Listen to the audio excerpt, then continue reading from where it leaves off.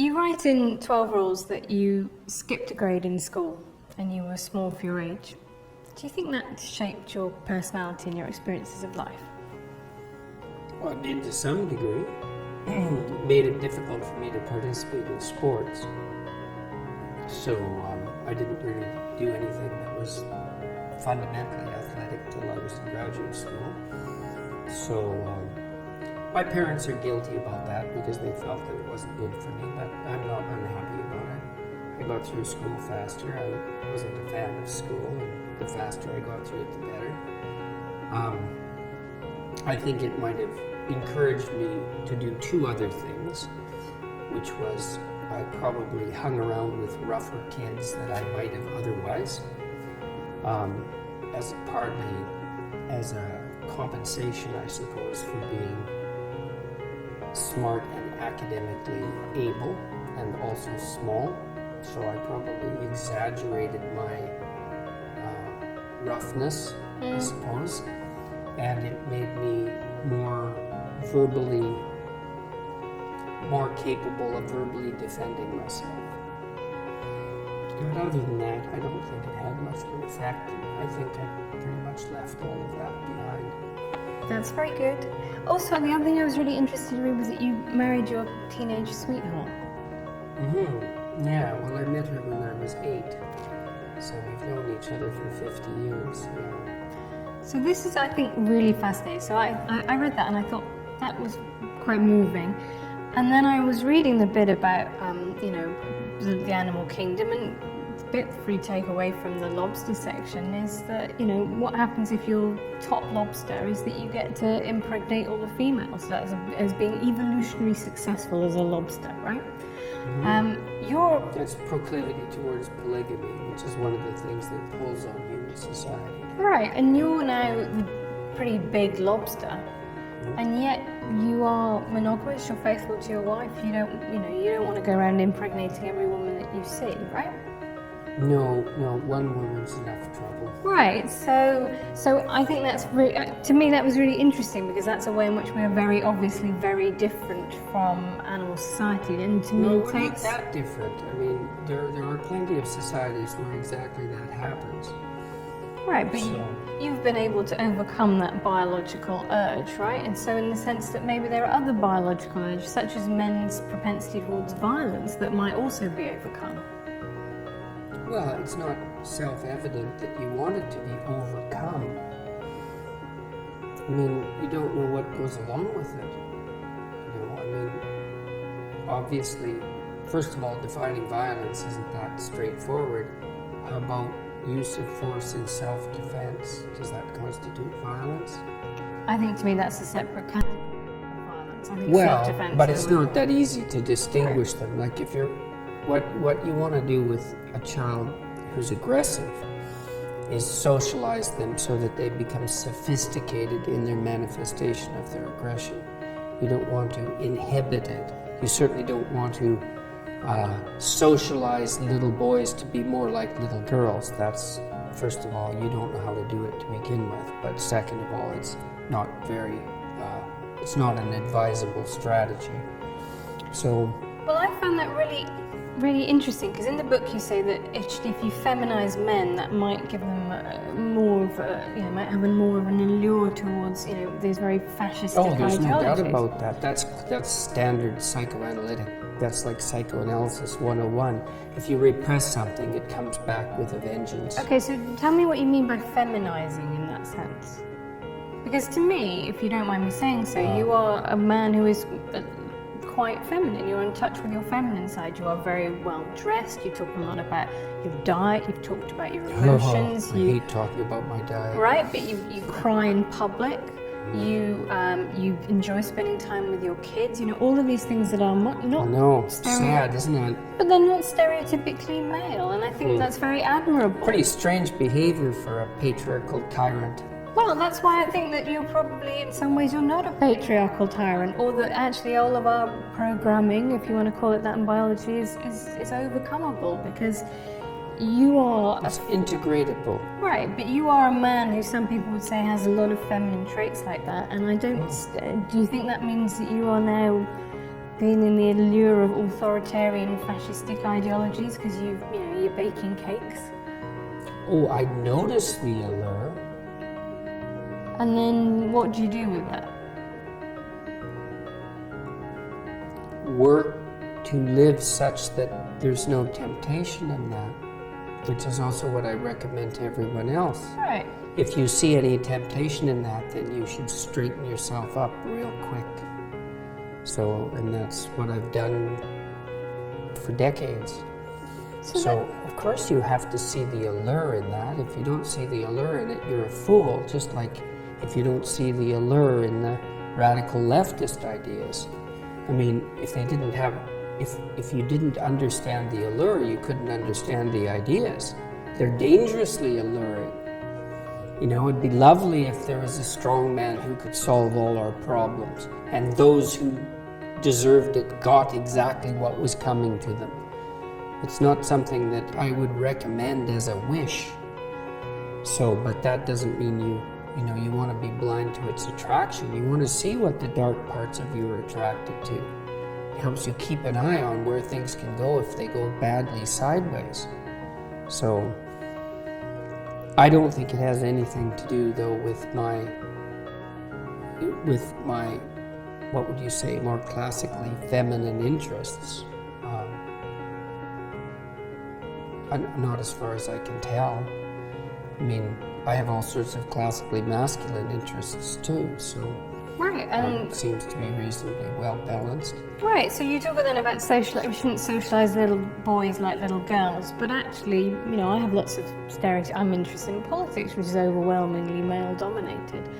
You have lots of classically feminine interests. Why, you know, what is the problem here with people having personalities that are a mixture? There's no problem with that at all. The problem is when it's dictated by fiat.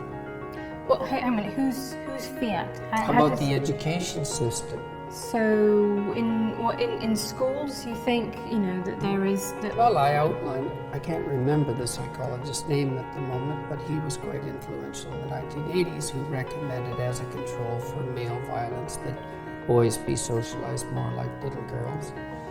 And I don't think that that's a particularly unpopular viewpoint.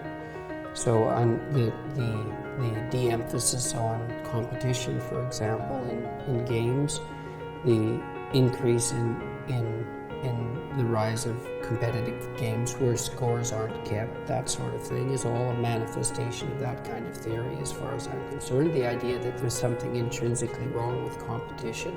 It's a very foolish idea, especially if you want to motivate relatively aggressive boys, because they're competitive.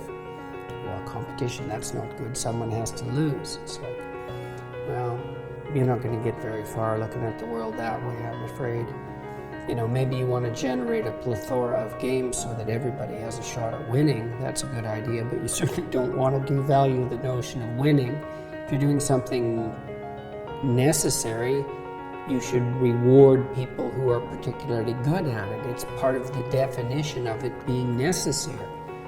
So, and you don't want to control aggression any more than you want to control sex. You want to integrate it. And if it's integrated, that's the integration of the shadow from the Jungian perspective, and something I talk a lot about in my lectures. It's like, you need to have the capacity for danger. You need to be dangerous. But you need to learn how to not use it except when it's necessary. And that is not the same as being harmless. Harmless, that's a terrible virtue. It's like a rabbit. There's nothing virtuous about harmlessness. It just means you're ineffectual. Yeah, I think I would agree. Well, I think there are some people who through their harmlessness become iconic and they become symbols. I think the Gandhi and the principle of non-violence. He's not harmless. He just transcended his deep violence. That is a completely different thing. Okay. Without that capacity, there would have been no way he would have had the strength of character that he had. He was an integrated person, not a harmless person. Okay. That's a very, very different thing. Did you have different ambitions for your daughter and for your son? Some of them were different. I encouraged my daughter in her desire to be a mother. which is not something I did with my son. Did you encourage him in his desire to be a father? Absolutely. Right. So you encourage both of them to be a parent. Right, but those are different. Yeah. So, I believe. and yeah, I mean, and in some sense, I think it's harder for young women because, of course, the problem of integrating family with career is a more complex problem for women to solve. So, and I spent a lot of time talking to her about how she might solve that. I wouldn't say that we came up with anything that was spectacularly original or successful, but I at least let her know that whatever pathway she chose was fine with me if she, as long as she was being honest with herself about what it was that she wanted. But also that, you know, I'm not a fan of the idea that the most fundamental orientation that a person is likely to have in their life is career. I don't believe that's true for most people. I certainly don't believe it's true for most women. And I think the evidence supports that claim quite straightforwardly. So, however, it is the only thing that you get paid for under capitalism. Right? man alive! But that's How can you say something like that? Paid- It's so cliched. Well, it's so painful to hear it that. may be cliche, but it nonetheless is true, right? Look, Women do it's more, not much capitalism. more.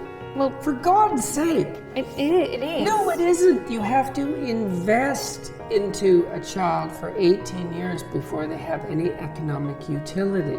It's a consequence of delayed economic utility. We don't know how to monetize it. It's not a consequence of capitalism. It's a consequence of the fact that human beings have an 18-year dependency. How do you monetize that? Even in principle. Well, We don't know. we did used to send them up chimneys, to be fair, and at that point, Well, what's true. really interesting is at that point, children were seen as being much more the property of the man. I mean, as they become economically useless, all the legal studies show that that's when we start moving to a model of female custody, right? Because it was about caring labour. But this is the point I'm making: is A model. Look, I'll tell you, there are plenty of men who are not very happy about the model of female custody. And that would, Yes, and that that is would true. include the, what is it, 85% of men who are essentially denied 50-50 custody when they divorce and have young children. So I wouldn't think that one of our major problems, or at least a major unidimensional problem, is the proclivity of men to foist off the custody of their children onto women. There's certainly another side of that argument. There is, and I do think that actually a lot of anger has been generated by the way we have in Britain anyway, or England and Wales, we have an adversarial fault-based divorce system, and that's something that's changing. But what it does is encourage people to come in on day one and say, if you want to get divorced, you're going to have to make out a case that the other person has been a bastard. It doesn't matter, because if you move to a non-fault-based divorce system, then all that happens is the fault shifts to who should get custody. So it doesn't remove the acrimony by any stretch of the imagination. It just shifts it to custody of the children. That's what's happened in Canada. Right, and in Britain we actually talk about access rather than custody, because the idea is not that you own the children, it's that you actually want to be able to see the children and spend time with them, and I think that's really important. But fault-based divorce is something that increases the chances of couples having a bad divorce, right? That's the problem, is it sets people against each other from the start. They have to go into court and contest that the other person has done something wrong, which is not a great base on which to start then an argument about I think what you're people going to settle. should be encouraged to divorce even if no one's done anything wrong. No, I think that having to prove that in a court of law is not something that is going to lead you to a better arbitration about settling money and settling, access to children. I think that's the point. You have a ridiculous situation where couples who say, well, actually, we've just grown apart, nonetheless, unless they want to wait 5 years or 2 years for separation, they have to go in and plead unreasonable behaviour to get a divorce and start splitting up their assets. That's the joy of no-fault divorce, is that you don't have to make those contested cases. You can simply say, our marriage is no longer working, and part ways without going into all of that acrimony. That seems quite sensible to me. It also seems quite naive to me. Well, I've seen very few non-acrimonious divorces. They're very hard on kids. So I don't think anything that makes them easier is a very good idea. It might be good in the short term, but it's not good in the long term. Unless you don't think that marriage is a useful institution. And if you think that it's part of the patriarchal tyranny, then you might think that as well. So, but it's a very useful institution, mostly for kids. So I agree that I'm married. Modern marriage has a lot to recommend it. I do also think it is a patriarchal institution. It is literally... Of course you think that. Well, because you think virtually everything that occurs in our society is a patriarchal institution. It's easy to think that because then you only have to think one thing. You could have a one thing answer for everything. You could let it's like me... It's part of the patriarchal institution. I don't think you're obeying the rule that says maybe treat people as if they have something worth hearing, so... I'm not making a case for the patriarchal tyranny. I'm gonna and make I it... don't think you are either. I think that you're making a case that's like a universally cliched case for the patriarchal tyranny. I don't see too much Why do of women you change their reflected in your names? articles at all. Why do women change their names on marriage traditionally? I don't know exactly. Why do you think they do? Because it was to symbolize the transfer of their ownership from one family to another family. That's why in The Handmaid's Tale you have Off-Warren, Off-Glen. God, Margaret Atwood. Well, she was just about devoured by the feminists last year, so that was something interesting to observe. I think she made a very good point. She wasn't devoured by all feminists. I'm a feminist. I thought what she said about due process in cases like that is perfectly reasonable. Well, many people didn't. No, but then, guess what? This is on the internet, you can find someone who disagrees with pretty much anything. But so why do you think women change their names when they get married traditionally? If it's not about transfer of property ownership traditionally? I don't know if I have an opinion about that. The specific reasons for that, I'd have to look into it for a fair amount of time before I decided it, but I certainly wouldn't boil it down to a unidimensional argument about the ownership of women by men. So, okay. I mean, the part of the problem too is with this sort of discussion is that and this is why I consider it a manifestation of ideological possession. It's predictable. Well, that's what... knowing your stance on... But having a coherent ideology does mean that it is predictable because you don't need an ideology. It is one logical thing that flows from another and that all those pieces tessellate together. So what I find very interesting about your thinking, I find it quite slightly baffling, is that I don't really see how all the pieces fit together. You say that you're not, you believe in God, but there's a lot of emphasis about no, going I back actually to... say I act as if God exists. Right. But, which is actually my definition of belief. Okay, but that then doesn't, to me, tessellate very obviously with your insistence that we know actually it's just about pure science and there's not a, because I can what insistence that it's just about pure science? Well, I wrote maps of meaning. There's no insistence in that it's just about pure science. Okay, but you I make said appeals that to there were science. two very different. You make appeals to science all the time. You say, well, this is what the literature says, and the trouble with God is that ultimately you can't say this is what the literature says. There is no literature. Which is why I don't say anything about the scientific status of God apart from what can be experienced maybe under certain conditions of what would you call chemical-induced mysticism, right, which seems to be something that you can say something scientifically about. But I see that there's two different realms, right? There's a realm of values and a realm of facts, and in the realm of facts, science reigns supreme. But it doesn't in the realm of values. You have to look elsewhere. That was what the humanities were for, before they got, what would you say, hijacked by ideologues. And the idea that something should be consistent. You were talking about the necessity for consistency in ideology. It's like I'm not hearing what you think. I'm hearing how you're able to represent the ideology you were taught. And it's not that interesting because I don't know anything about you. I could replace you with someone else who thinks the same way. And that means you're not here. That's what it means. It's not pleasant. So you're not integrating the specifics of your personal experience with what you've been taught to synthesize something that's genuine and surprising and engaging in a narrative sense as a consequence. And that's the pathology of ideological possession. It's not good. And it's not good that I know where you stand on things. Once I know a few things, it's like, why have a conversation? I already know where you stand on things. I bet you don't know where I stand on all things. I would hope that was true.